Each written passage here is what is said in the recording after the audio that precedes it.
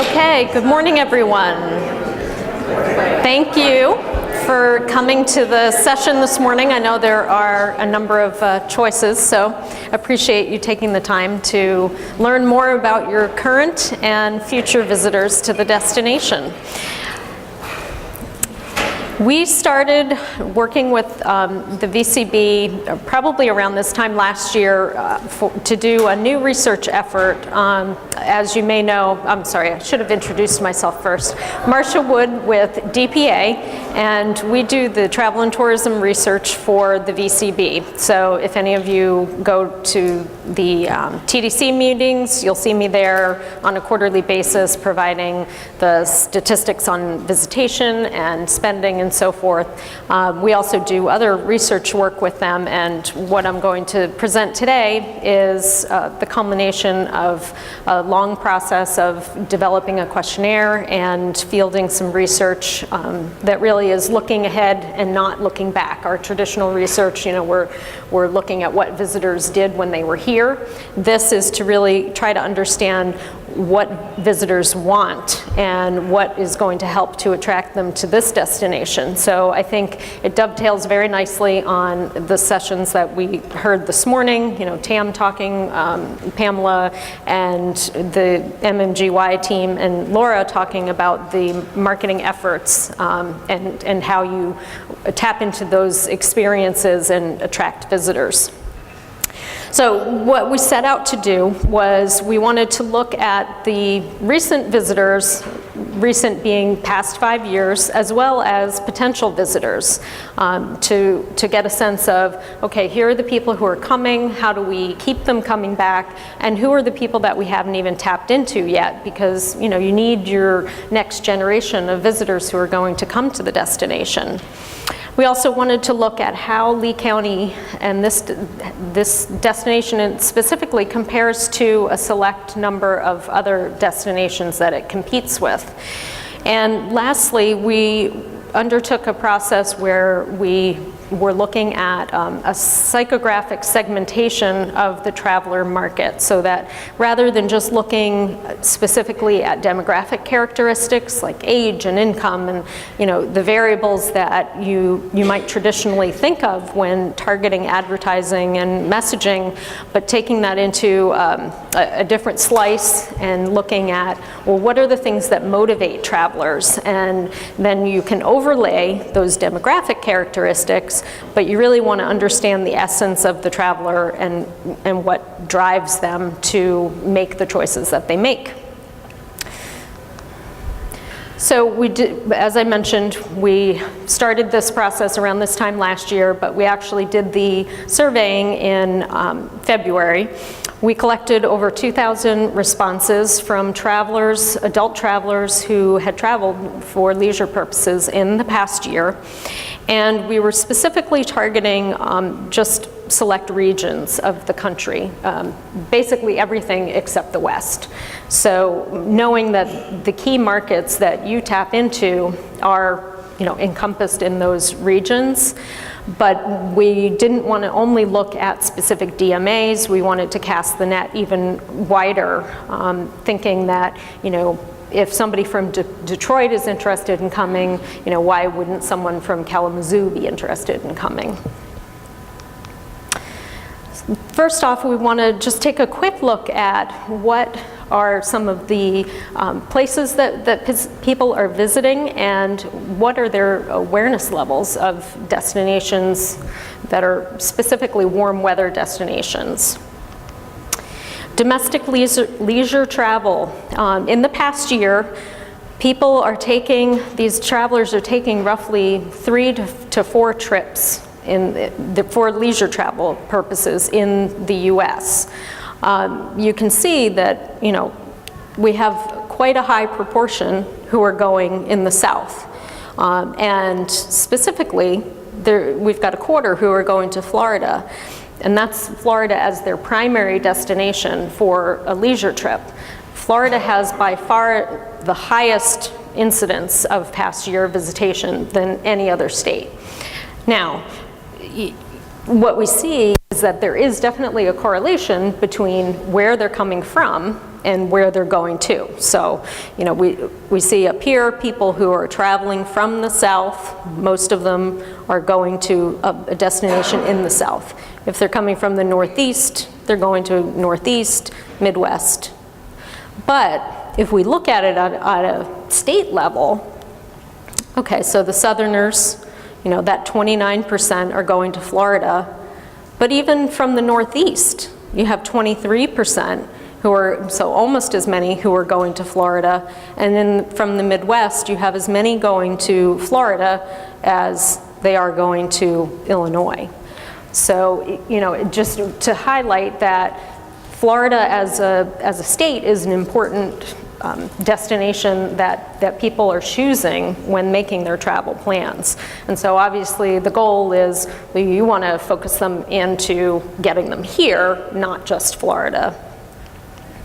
So we wanted to learn what is their awareness of warm weather destinations. What do they think of top of mind when you say, you know, what comes to mind when you're thinking about a destination for warm weather activities? And this is, you know, without any prompting, we're asking them to give us either, you know, states or to be as specific as possible. So we take those responses, those open-ended responses, and code them into categories. And again, you know, what do we see? 8 and 10 say Florida. Now, they might not say only the state. They might be saying places within the state. But that's, you know, by far much higher than California and any of these other specific states. And anything, you know, below North Carolina gets even lower levels of mentions. So top of mind, Florida is right there for them when they're thinking about a warm weather destination. We also wanted to find out about specific destinations and let me just flip back for a moment. So within Florida, we do get a lot of people who don't give us a specific destination. I think it's about a third who said, you know, Florida. They didn't say where in Florida. If we dig down into the data and look at what are the specific mentions, Miami and Miami Beach come up most often, followed by Orlando and the Keys. You know, Orlando, kind of a no-brainer. What's interesting is that the East Coast destinations in general had higher incidence of awareness, unaided awareness, than we saw for West Coast destinations. And Fort Myers and Sanibel had relatively low top-of-mind awareness. So in order to get a little more information, we ask an aided question where we want to know what specific destinations they think of when they're thinking about a warm weather activities and experience destination. So again, we see Miami Beach comes up very high. You know, aided numbers are always going to come up higher than we see for unaided numbers. Tampa following close behind, Key West and the Keys, Fort Lauderdale. So those are your top markets. And when we come down here, we have about a third who say Fort Myers, Sanibel, Captiva, which is in line with, you know, St. Augustine, Sarasota, Naples falling a little bit behind, but clearly higher than something like an Amelia Island. So you're kind of in the middle of the pack there on an unaided basis, on an aided basis. We also were wanting to know then, well, how likely are they to consider Fort Myers and these other destinations in the future? So you see that these numbers come down quite a bit. So you might be very aware of the destination, but that doesn't mean that you're going to consider going there. So if we look just at all of those travelers, about a third say Key West and the Keys and Miami Beach, and you come in third there. So that's a pretty strong number in that competitive set. What's more impressive is that if you look at the people who say they would consider among those who are aware of each of these destinations, so if they're aware of Key West, 57% say they would consider going there. If they're aware of Fort Myers, 81% say that they would go there.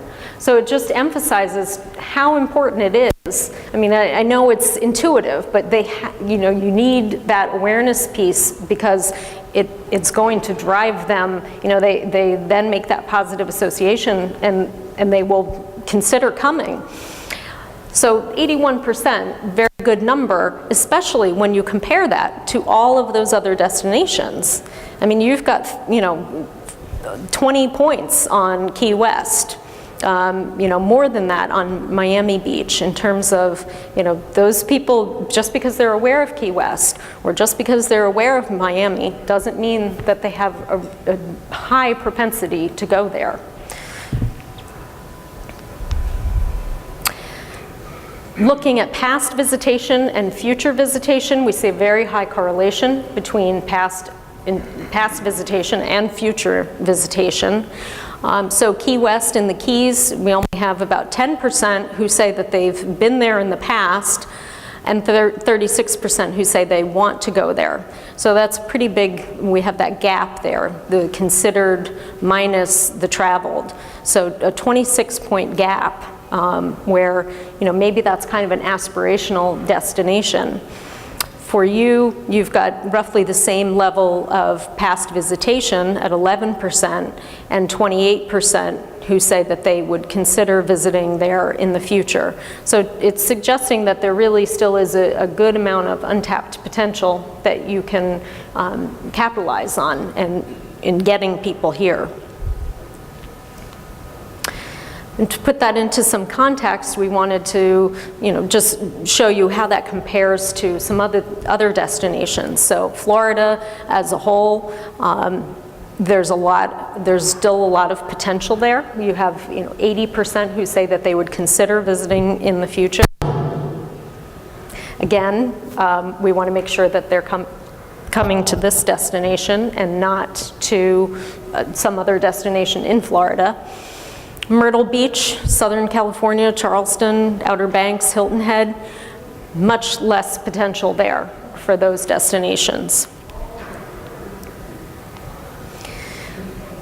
We asked a more pointed question. Before, we were giving them a list of options and saying, how likely would you be to consider going to this destination in the next 5 years?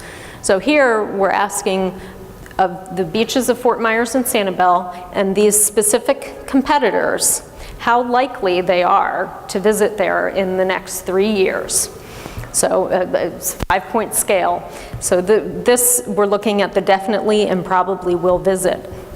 We have about a third of those travelers who say that they will visit the beaches of Fort Myers and Sanibel in the next 3 years. Similar to what we see for Naples and Hilton Head and the Bahamas. But that Key West and Florida Keys is a bit higher. So, there's some allure there. Again, they may not actually go there, but it seems appealing. Lee County has a higher incidence of intent to visit among this 18 to 54-year-old group than those 55 and older, which is a good sign because, again, if we're talking about the next generation of traveler, the people who are 55 and older, they probably have been here before and they're repeat visitors and you want them to keep coming, but you want to bring in that influx of new travelers as well. Key West appeals to an even younger segment. They're in the 18 to 34 group, where half of that youngest segment say that they will visit in the next 3 years. So there's some competition there. And as we get into some other, we're actually going to move into some of the competitive analysis, and you'll see where some of the barriers might be for this destination versus these other key destinations. Now, just another thing to explain, we, in working with the VCB, came up with this list of 4 competitors that we were going to analyze and seek feedback on.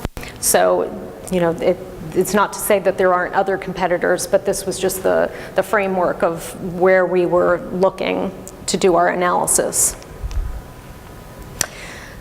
And if we look at we see when we're doing our visitor profile study that we have very high levels of repeat visitation, and I think this echoes that, where for the people who have visited Lee County in the past 5 years, again, looking at that same intent to visit measure, we have a very high propensity for them to return. 73% say that they will return in the next 3 years.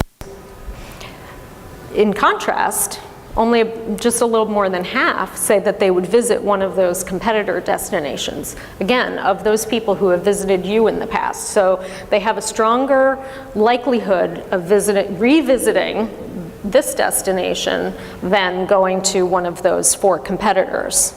On the other hand, if they haven't visited you, they're about as likely to visit you or to go to one of the other destinations, and it's not a great likelihood in either case. So I think that the message here, the takeaway is, as you know from living and working here, it is a great place, and when people experience it, they want to come back and they want to feel that experience again. We also were interested to find out, again, getting into that deeper level of what's driving people's motivations, what's causing them to make the choices that they make for their leisure travel. We had a series of these, kind of polar opposites where we were asking them, okay, which do you prefer more? Do you prefer eating at upscale restaurants versus eating at casual restaurants? Or, down at the bottom, luxury accommodations versus campgrounds, to try to get a feel for where these travelers fit in the mix. And so, you see in the middle there, that's where people they're kind of a little indifferent. You have about half as the same number who say that they prefer rural areas to city urban areas, or lying on the beach versus touring a city or town. So they kind of, they want both of those experiences. But where we see a little bit more differentiation is in here, they have a preference for eating at casual restaurants or locally owned restaurants. They want the longer stays. Some are interested in the car travel versus airplane travel.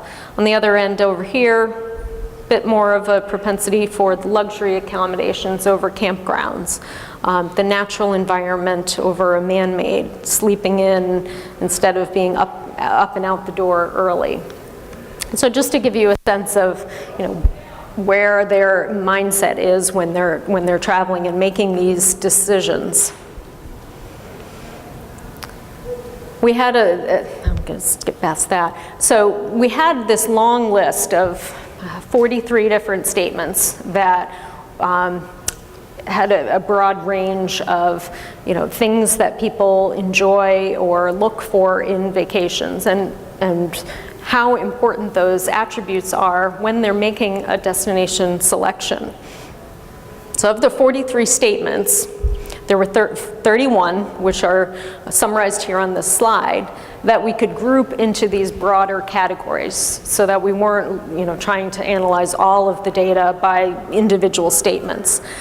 And we have these 8 different broader categories. So we have a dimension of nature, people who are looking for this off the beaten path retreat or a natural unspoiled environment. A social dimension, lively atmosphere, sophisticated. Some of them want the shopping opportunities. Easy, a familiar spot to return to. Again, tapping into that, I like to return to the same places. They want a quick getaway. Escape is always, in there as well, where they're looking for relaxation and that rejuvenation time. Family. They want either the family-oriented activities, or they want to be just in an atmosphere that's conducive to families.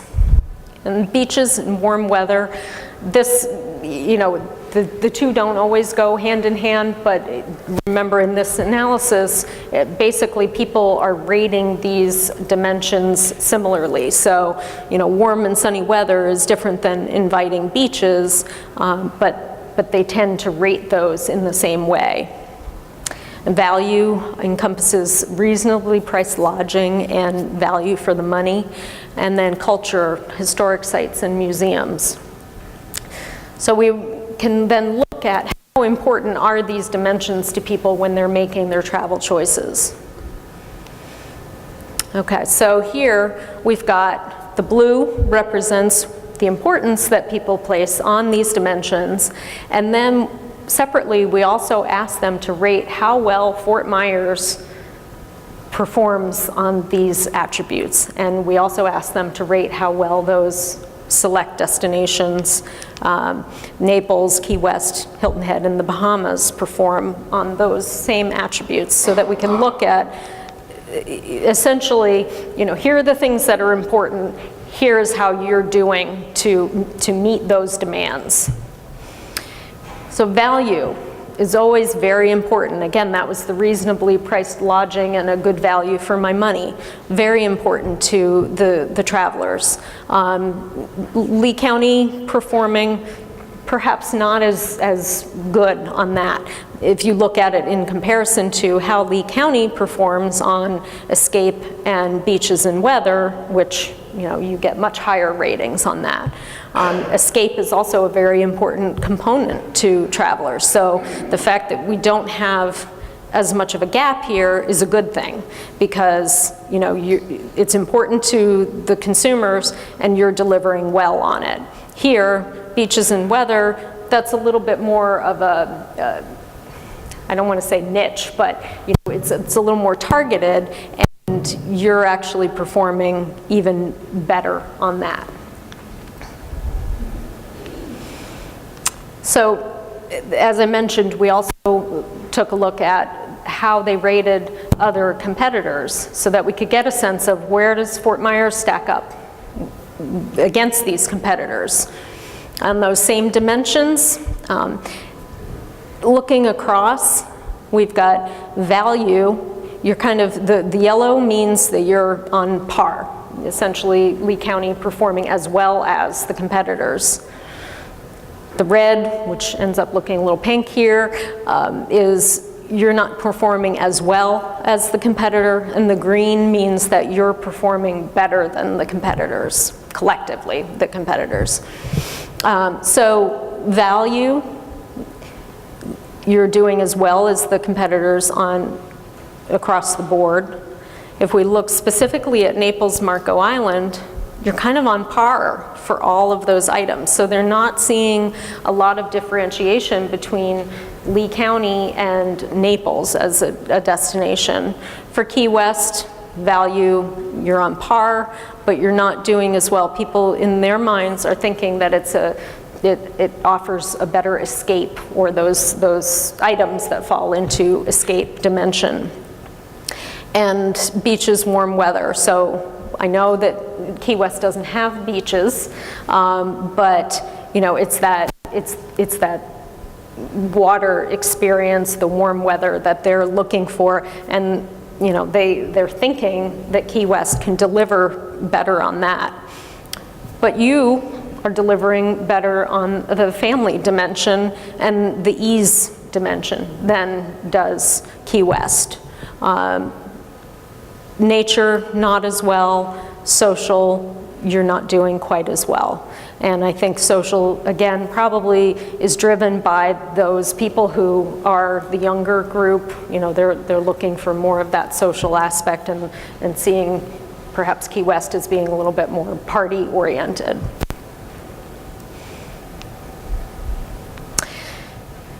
So the third component of this research was to, as I mentioned, do the psychographic segmentation. So we're looking at specific components of the information that we collected and identifying like patterns of responses, and creating these groups of people who share similar patterns of behavior and attitudes, but within those groups, they're very different from the group next to them.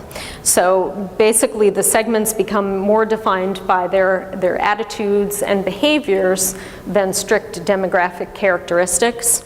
The specific items or dimensions that went into the segmentation are the activities that they engage in during their leisure travel, the goals and values that they have with respect to leisure travel, the ways in which they take their leisure vacations, and then also some dimensions of personal values, just what is important to them in their personal lives, irrespective of their travel intentions.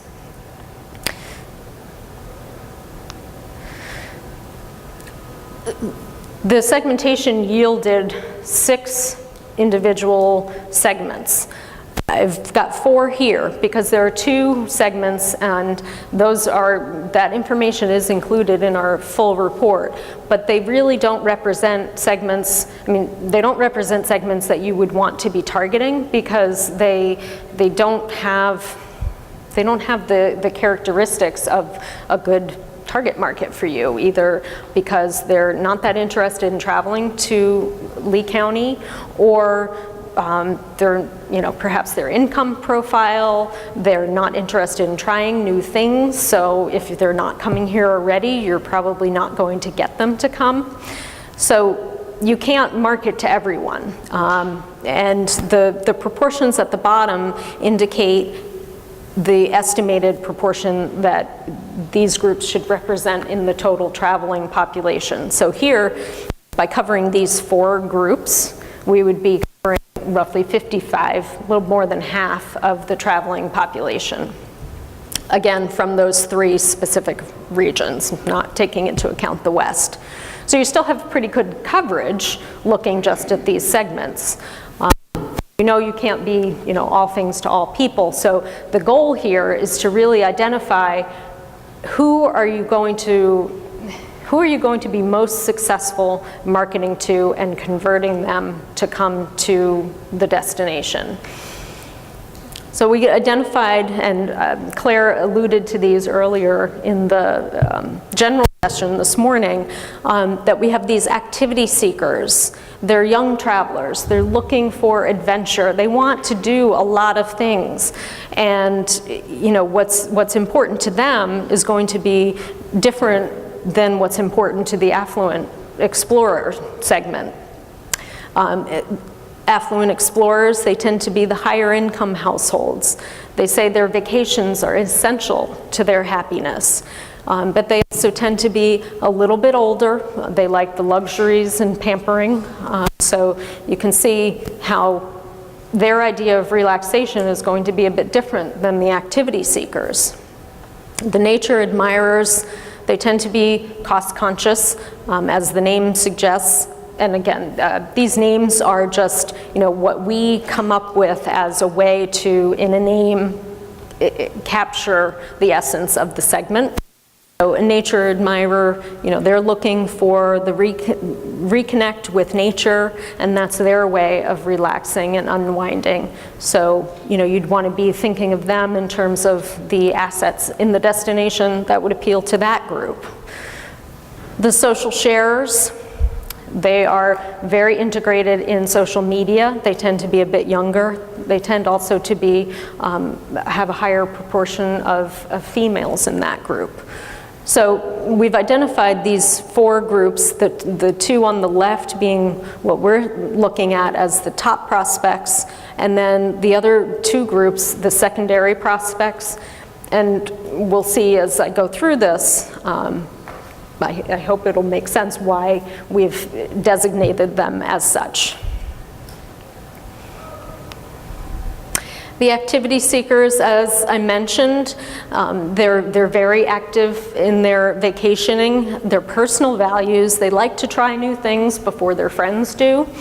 Their job and career are very important to them in their lives.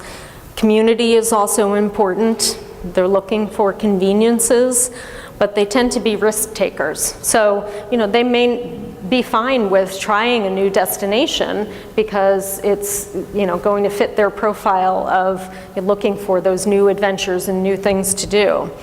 Their vacation goals, as I just said, they're looking to experience new things and different things. They want to connect with nature and the environment. So you can see how, you've got the right mix here. They're looking to participate in new types of activities, but they also want some variety with city life. So, there's many different facets to this consumer. They want to experience some of the thrilling activities like parasailing or scuba diving. We've got the demographic profile here. Of all of the groups, they tend to be a little bit heavier on the incidence of men versus women. So, and again, they're a bit younger, average age of 37, but they are reasonably affluent too. Average income of $72,000, and they're highly educated. So, they really are more of the up-and-coming traveler or potential traveler to Fort Myers and Sanibel. I'll mention that in the full report, we have these profile sections for each of the segments, and I just took one in the interest of time, I just took one snapshot page, but I think there's about 4 pages for each of the segments. So it really gives you more depth to understand who this group is, how you might be able to target them specifically in terms of media. Our Affluent Explorers, their family is very important to them. So whereas the previous group was, career was a focus, for this group, family is a focus. Having time to unwind is critical. They like to be socially connected with their family and friends, but they also like luxuries. Their vacation goals, unwinding and escaping from their day-to-day lives is important. They want to see and try new and different things and experience local culture. So for them, they're looking at the pampering and indulging, not as much the heavy activity-based, like adventure activities. So the first group, for them, they're relaxing in a different way. To them, being active is a way of relaxation. For this group, they're more the unwind group. They do tend to be a little bit older, where our previous group was 38. The average age here is 50. But this group represents the highest average income, $96,000. And they're a little bit heavier dominated by females versus males. Nature admirers. Now we're moving into, so those first two groups were the top priorities. Now we're moving into the two that we're saying are the secondary targets. And one of the reasons here is, if you look, they do tend to have a much lower income level, particularly compared to the Affluent Explorers. So where I was mentioning at the beginning that demographic characteristics are convenient and an easy way to look at target markets. If we see here, age of 48.5, and they're pretty close to these Affluent Explorers. But they're very different people. I mean, their income, for one, is different. What they want out of a vacation is very different. So if you were targeting strictly on, something demographic oriented, you might not craft a message that would resonate with possibly either of these groups, or it could be so diluted because you're trying to, meet the demands of too many groups. So these people, they want to spend time in nature. They don't want to be the center of attention. They're a little bit more loner in their orientation. They tend to be cost conscious. They don't want to be up on the latest trends and fashions. They have a strong desire to connect with and appreciate nature, least likely to use vacations to connect with family or friends. And they want to experience nature without roughing it. So I think that's an important piece to notice as well. It's, just because they're nature oriented doesn't mean that they're looking to necessarily go out and do camping as their means of getting in touch with nature. And lastly, the social sharers. This group Their average age is 37, so age-wise, very similar to the activity seekers, but they're definitely more female than, or women as opposed to men in this group. And their average income is not as high as what we saw with the activity seekers. So, you know, when we were coming up with these in our analytical team, we kind of joked and said that the social sharers and the activity seekers are going to get married and become the affluent explorers. And that, you know, and that's an important thing to point out as well, though, because people will move in terms of these segments. They're not stagnant, you know, so as things in their lives change, you know, so some of those demographic components might change, and their attitudes and behaviors as a result of that they shift over time, so they will move into a different segment. These people, these travelers, they like to shop. Their job and career are also important to them. Believe having time to unwind is crucial. They want to rest and relax on their vacations. They're looking to create lifelong memories. And one of the important things about this group, which is in the full report, I don't have it here, is that they are very social media engaged. And we will see some of that, but you know, they're actively posting on social media while they're on vacations. They want time to party. They want to share their vacation stories with others. Here we do have all 6 of the segments. The two missing links there are the quiet homebodies and the frugal familiars. And as you can see, so in this chart, we've got three donuts here. Familiarity with Fort Myers, past trip to Fort Myers, and intend a future trip to Fort Myers. The activity seekers, they're very familiar. Half of them familiar with Fort Myers. 20% say that they've taken a trip to Fort Myers in the past, and remember, past visitation you know, is a good indicator of future visitation.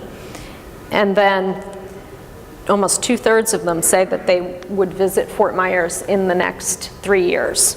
Very high propensity there. Contrast, the affluent explorers, not quite as aware or familiar with Fort Myers, lower incidence of having taken a trip there, but still pretty high interest in taking a trip there in the future. The nature admirers, you know, kind of as you go in on the rings here, their familiarity declines a bit, so they're not quite as familiar with Fort Myers.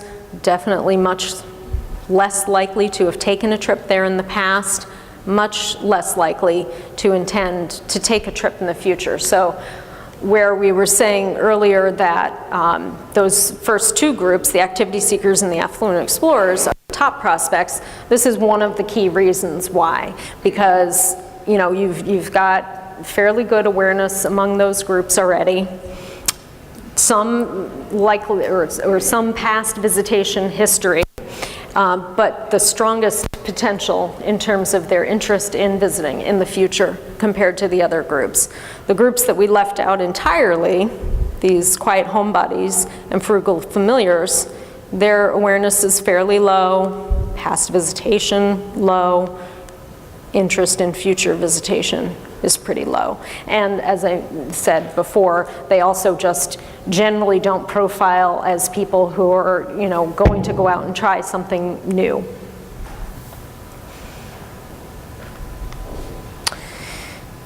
So looking at our past and future Fort Myers travel, this just really depicts where we're seeing this high correlation between people who have been to Fort Myers in the past and those who intend to visit in the future.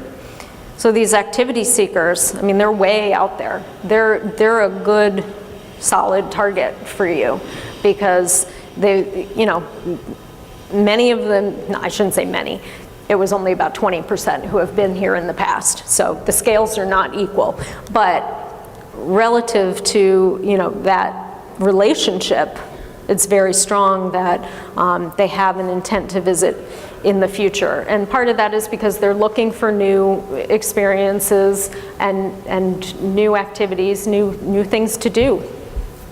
If you remember looking at some of the data I showed earlier, those who have been to Fort Myers in the past 5 years, very high intent to come back. So if you can, increase the proportion who come, then you're going to, you're going to do well to continue to cultivate them. Intent to visit Fort Myers versus the competition. So this shows you here in the green, if they're moving more into the green section, that means they have a greater likelihood of visiting Fort Myers versus the competitor. If they're more in the red, they would be more likely to visit the competitor. If they're in between, then they could go either way. So these activity seekers, they're shifting in the direction of having a greater interest in visiting this destination than visiting a competitor. And on those travel dimensions, value important to all of these groups, but clearly very important for these social sharers and the nature admirers. Escape, clearly important for the affluent explorers. Beaches, important here for these groups. Family, important, most important for this group, this activity seekers, and so forth. Looking down at the nature admirers, not so much. You see a bit more with the social sharers. This activity seekers, they're pretty, a lot of things are important to them. So I know we're running short on time here, but just to give you some sense of what other data is available that you can tap into, we've got this media consumption per week by segment. So it gives you gives you a sense of where you've got these activity seekers who are much more likely to be reading online magazines versus your nature admirers, for example. Kind of flat here for listening to the radio, watching TV, using the internet. It's really down in some of these other reading print magazines, online magazines, online newspapers and magazines, where you start to see more differentiation and how they're accessing their TV. Are they using cable TV? So most of them are using cable TV, but the social shares group, they're more likely to be engaging in some of the newer technologies. Streaming service, again, for radio is higher here for your social sharers, satellite radio, and with your activity seekers, these being the two younger segments as well. And how they're accessing their internet. You can see where this nature admirers group is, they're perhaps a little behind the times, not so likely to be using their smartphone. This group up here, very likely to be using smartphone, a laptop. And social media usage. Again, it speaks to the profiles of these groups, with their nature admirers being a little bit less likely than some of the other groups. And demographics, we kind of talked about some of this already with the gender and the age, where these two groups are your younger, these are somewhat older, the family stage. Oops. And employment, education, and income. So this, it's the same information that we showed you, but just to give you the snapshot to compare across. And there's a lot more in the full report. And the detailed reports are posted on the VCB partner website. There's about 200 pages worth of information, and I've tried to condense that into a very short presentation. So I hope it was enough to whet your appetite, and if you have any questions, I'd be happy to answer any, either now or if you want to contact me. I'm always happy to engage in those conversations afterwards. Thank you.